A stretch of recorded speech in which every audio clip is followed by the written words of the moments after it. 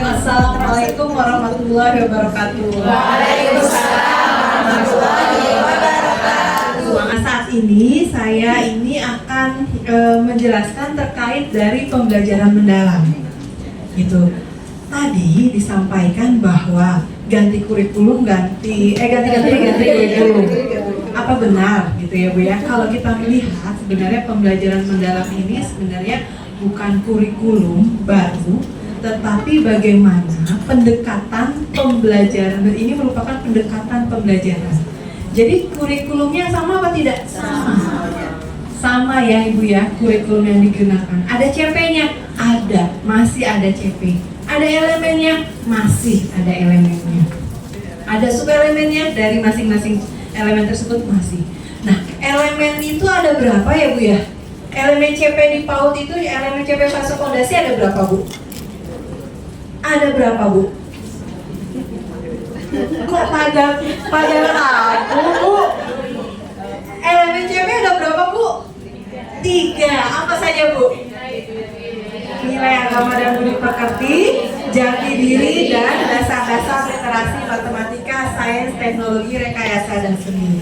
Itu ya Bu ya. Jadi kita masih mengacu kepada 3 elemen CP tersebut. Elemen CP fase fondasi. Terus apa kaitannya nih sama pembelajaran mendalam? Jadi pembelajaran mendalam ini adalah suatu strategi pendekatan pembelajaran mendalam. Strategi pendekatannya, bagaimana ketiga elemen CP tersebut diinsertkan, diintegrasikan untuk pembelajaran itu lebih mendalam. Jadi konteks-konteksnya yang tadinya kalau kita analogikan ya Bu ya, kalau kita analogikan dengan bor, kita tergantung nih Ibu nih memaknai elemen CP-nya itu bornya seberapa? Bisa 1 cm, bisa 2 cm, bisa 4 cm, bisa 5 cm, bahkan 10 cm. Itulah yang dimaknai pembelajaran mendalam.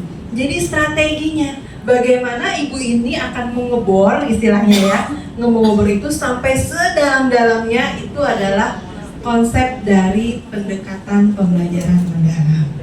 Ya, apa perlunya pembelajaran mendalam? Kita lihat dulu di sini. Pertama, pembelajaran mendalam itu menambah karakteristik pedagogi. Jadi karakteristik ketika ibu-ibu semua ini mengajar. Jadi melengkapi, bukannya menjadi kurikulum yang baru, tetapi bagaimana pendekatan pembelajaran tersebut melengkapi apa yang sudah ada. Gitu ya. Kita lihat di sini bagaimana keterlibatan.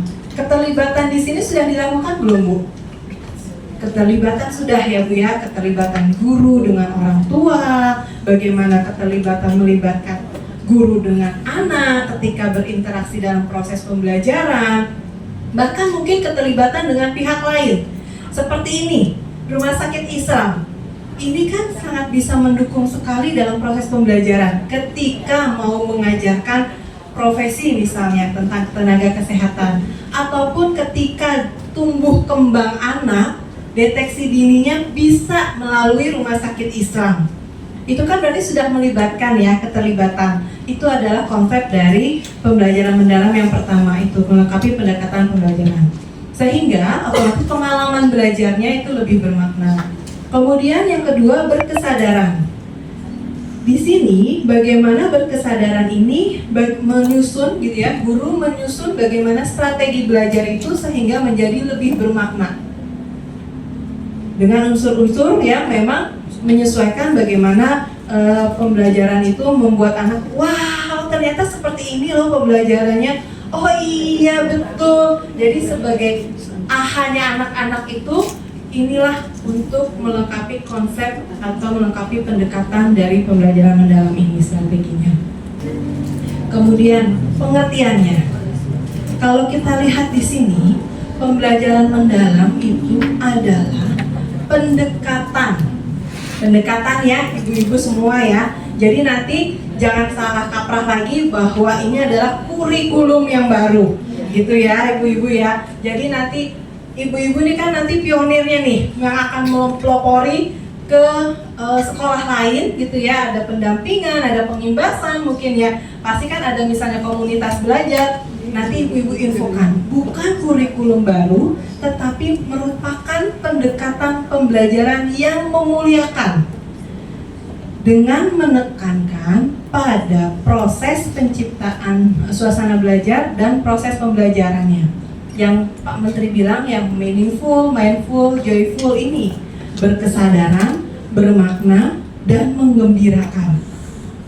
Jadi pendekatan pembelajarannya lebih lebih di notice ya, lebih ada catatan khusus lah bahwa selama ini ya biar guru-guru tuh tidak lupa gitu loh, bahwa ketika melakukan pembelajaran tuh dengan pendekatannya ini prinsip pembelajaran dari pembelajaran mendalam ketiga ini, bagaimana berkesadaran, bagaimana bermakna, bagaimana menggembirakan, sehingga gitu ya, melalui olah pikir, olah hati, olah rasa, olahraga secara holistik dan terpadu. Ini prinsipnya ya, ibu-ibu ini yang agak perlu ditekankan. Sebenarnya prinsip pembelajaran mendalam ini sebenarnya ini udah dilakukan nih sama ibu-ibu. Pasti apalagi di anak usia dini. Ya, ketika pembelajaran di situ, pembelajarannya itu pengalaman belajar berkesadaran ini bagaimana anak itu menjadi pembelajaran aktif serta mampu meregulasi diri. Ini PAUD cocok sekali ya Bu ya. Ya, dan memang sudah dilakukan sebenarnya di ibu-ibu semua kan. Tapi nanti pembedanya di mana itu nanti kita bahas bersama. Tapi kita kita dari atas dulu ya ibu-ibu ya. Sehingga anak itu memiliki strategi belajarnya itu untuk mencapai tujuan tertentu seperti itu. Jadi ini prinsip yang pertama, berkesadaran. Yang berikutnya prinsip bermakna. Bermakna di sini anak-anak itu dapat merasakan manfaatnya. Menggembirakan tersebut tidak hanya sekedar nyanyi-nyanyi gitu kan Ibu ya, senang-senang. Karena ada juga anak yang tidak suka bergerak, betul ya Bu ya? Yeah. Betul tidak Bu? Karena kemampuan kinestetiknya mungkin kurang bagus gitu, atau dia mageran dalam tanda kutip. Ada yang seperti itu ya Bu ya? Atau malu gitu. Nah itu kan juga perlu ya Bu ya, menggembirakan di sini bukan hanya sekedar itu, tapi bagaimana pembelajaran itu anak itu nyaman gitu ya dengan proses pembelajaran. Walaupun proses pembelajaran itu yang berbeda-beda sesuai dengan minat dan kebutuhan dari masing-masing peserta didik. Jadi menggembirakan bukan hanya sekedar nyanyi, tapi dilihat nih minat dan kebutuhan anaknya itu. Oh ternyata anak ini nggak suka nyanyi, dia lebih suka kebutuhannya bukan bernyanyi, tapi mungkin dia lebih senang dengan menggambarnya misalnya gitu. Dengan dia menggambar, dia lebih suka gitu misalnya. Itulah tergantung dari guru ini dalam melihat minat dan kebutuhan dari peserta didik gitu. Angka kerjanya pusing ya Bu ya? Pusing nggak Bu? Pusing. Ya, ini sebagai pengetahuan saja gitu ya. Tapi ketika nanti Ibu menyusun RPP, menyusun modul ataupun modul ajar, bukan nggak begini Bu. Ini sebagai pengetahuan Ibu saja bahwa pembelajaran mendalam itu sebenarnya punya kerangka. Kerangkanya ini loh, tidak ujuk-ujuk gitu ya, tidak serta-merta muncul pembelajaran mendalam, tapi ada filosofisnya gitu. Ini hanya sebagai gambaran wawasan Ibu aja ya, bahwa kerangka pembelajaran mendalam itu ini yang paling luar itu adalah lingkungan pembelajaran, itu adalah pengalaman kerangka pembelajarannya. Bagaimana lingkungan pembelajaran, kemudian pemanfaatan digital, kemitraan pembelajaran, dan praktik pedagogisnya. Nah, dari keempat komponen ini yang nantinya gitu ya, itu yang ada di dalam pendekatan pembelajaran mendalamnya, kerangkanya seperti itu. Nah ujungnya tetap Bu, 8 dimensi profil lulusan. 8 dimensi profil lulusan itu apa saja? Keimanan dan ketakwaan terhadap Tuhan Yang Maha Esa. Kemudian kewargaan ya. Waktu yang lalu Bhinneka Tunggal Ika ya Bu ya. Kalau ini istilahnya adalah kewargaan. Kreativitas tetap ya Bu ya. Kreativitas, kemandirian, komunikasi dan kesehatan yang dua tambahan profil lulusannya, dua tambahan dimensi, kolaborasi dan penalaran kritis. Jadi ini nantinya tetap muaranya ke 8 dimensi profil lulusan. CP-nya diganti dong Bu, diganti nggak Bu? Enggak. Diakomodir nggak di dalam CP? Diakomodir. Semuanya ada ya Bu ya. Penalar kritisnya ada, di dasar-dasar literasi itu muncul ya di subelemennya, kemudian kesehatannya juga ada di nilai agama dan budi pekerti, menjaga kesehatan dan keselamatan diri gitu ya. Kemudian di komunikasi, bagaimana mengomunikasikan, di dasar-dasar literasinya juga sudah ada. Jadi tetap ya ibu-ibu ya untuk di CP-nya gitu ya. Kemudian di sini dengan prinsip pembelajaran yang bermakna, berkesadaran dan menggembirakan. Nah, ini ada untuk merefleksi, memahami dan mengaplikasi. Jadi, dari 8 dimensi itu, dari ketiga prinsip itu diharapkan pembelajaran mendalamnya tuh di sini Bu. Bagaimana anak bisa merefleksi, bisa memahami, bisa mengaplikasi. Memahami, merefleksi dan mengaplikasi. Nanti disitulah pembelajaran mendalamnya. Jadi nanti dipetakan, istilahnya dipetakan ya Bu ya. Sebenarnya ibu-ibu tuh ketika perencanaan pembelajaran sudah melakukan, tapi ini ibu bisa tahu nih bagian memahaminya tuh di mana sih? Memahaminya seberapa? Oh tadinya memahaminya dari sini sampai sini aja gitu.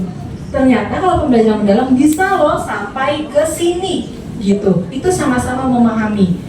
Nah, kemudian merefleksi dan mengaplikasi. Mengaplikasi itu sampai kepada anak itu bisa memiliki pengalaman belajarnya langsung dan mengaplikasikan ke dalam ke dunia nyata gitu. Sebenarnya kan itu sudah dilakukan ketika ibu jual beli gitu ya. Ketika jual beli terus misalnya market day atau apa itu kan ada ya proses jual beli misalnya. Nah, ketika anak-anak itu berbelanja sebenarnya dengan ibunya gitu ya.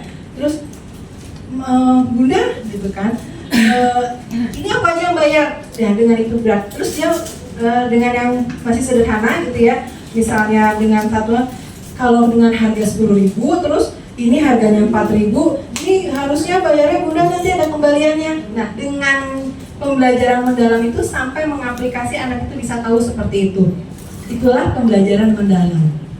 Makanya di kerangka pembelajaran mendalam ini, bagaimana lingkungan pembelajaran itu dilihat gitu ya, diperhatikan, kemudian pemanfaatan digitalnya gimana, kemitraan pembelajarannya dan praktik pedagogisnya seperti apa, sehingga ini bisa tercapai pembelajaran mendalam ini. Udah panjang lebar gitu ya Bu ya, terkait dengan pembelajaran mendalam itu, bagaimana definisinya, prinsipnya, kerangkanya. Sekarang kita masuk kepada implementasinya.